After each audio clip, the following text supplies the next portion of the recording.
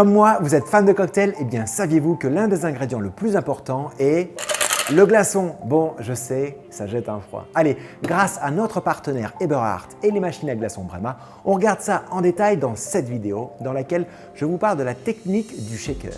Et pour bien comprendre les points clés de cette technique, nous allons réaliser ensemble une margarita. Et en fin de vidéo, je vous donnerai également quelques tips pour sublimer ce cocktail intemporel.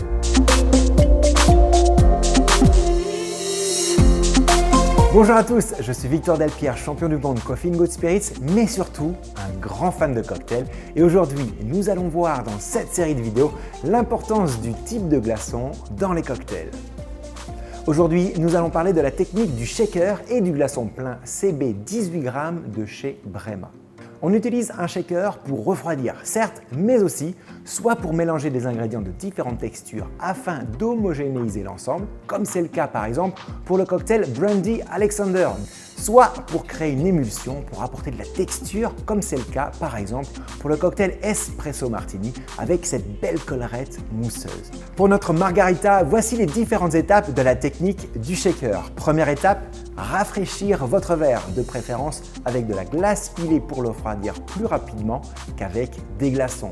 Deuxième étape, à l'école hôtelière, on nous demande de remplir la grande partie de notre shaker Boston aux 3/4, mais moi personnellement, je ne suis pas fan car on ne sait jamais vraiment où est la limite des 3/4 lorsque l'on remplit notre shaker. Du coup, mon tips pour plus de régularité, je préfère remplir la petite partie du shaker au maximum pour avoir toujours la même quantité de glaçons dans mon shaker. Ici, j'ai utilisé des glaçons pleins CB de chez Brema, 18 g par cube, un glaçon qui a une fonte beaucoup plus lente que les glaçons creux. Troisième étape, vous réalisez vos verses. Quatrième étape, vous filtrez la glace perdue de la petite tine, une étape souvent négligée et pourtant cruciale pour obtenir un cocktail de meilleure qualité. Cinquième étape, vous shakez avec votre technique préférée en prenant soin d'être régulier, c'est-à-dire de shaker toujours de la même manière et durant le même laps de temps, compris généralement entre 10 et 20 secondes. Pour moi, c'est 12 secondes. À chacun sa technique de shake, vous êtes libre de vous exprimer comme vous le souhaitez, mais n'oubliez pas de regarder vos clients dans les yeux et surtout de sourire. Vous verrez, ça fait toute la différence et il paraît même que ça rend le cocktail encore meilleur.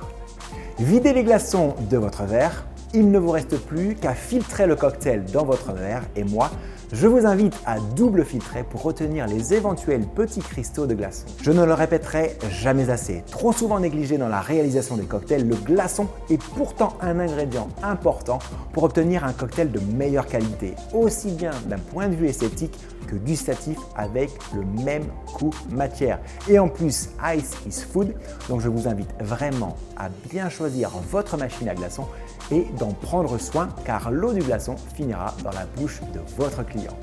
Allez, pour twister la margarita, vous pouvez remplacer la tequila par un autre spiritueux. Vous verrez, ça fonctionne pratiquement tout le temps et pour preuve. Si vous remplacez la tequila par un gin et le citron vert par du citron jaune, vous obtenez un White Lady. Si vous remplacez la tequila par un cognac et le citron vert par du citron jaune, vous obtenez un sidecar. Alors à vous de jouer, vous verrez, c'est très simple.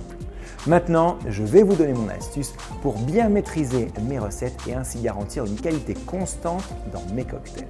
Lors de mes créations, je note toujours le volume de liquide total que je mets dans mon shaker, mon in, puis je mesure le volume final du cocktail dans mon verre après avoir shaké mon out. Cela me donne la quantité d'eau qui sera dans mon cocktail, donc la dilution de mes glaçons. Pourquoi cela? Si je dois réaliser ma recette avec un type de glaçon différent de celui que j'ai utilisé lors de la phase de création, la dilution ne sera pas la même. Il y aura soit plus d'eau dans mon cocktail, soit moins d'eau après avoir shaké, même si je shake avec le même shaker durant le même laps de temps. Le fait de connaître mon in et mon out me permettra donc de réajuster la quantité de glaçons dans mon shaker afin d'avoir toujours la même dilution dans mon cocktail final et donc le même goût en bouche. Si j'ai trop d'eau, je rajoute des glaçons dans mon shaker lors de la préparation du cocktail. Si je n'en ai pas assez, j'en enlève. À bientôt avec Eberhard, marque de confiance, et Brema pour découvrir une autre technique de bar afin que vous puissiez améliorer la qualité de vos cocktails et satisfaire toujours un peu plus vos clients. Ciao!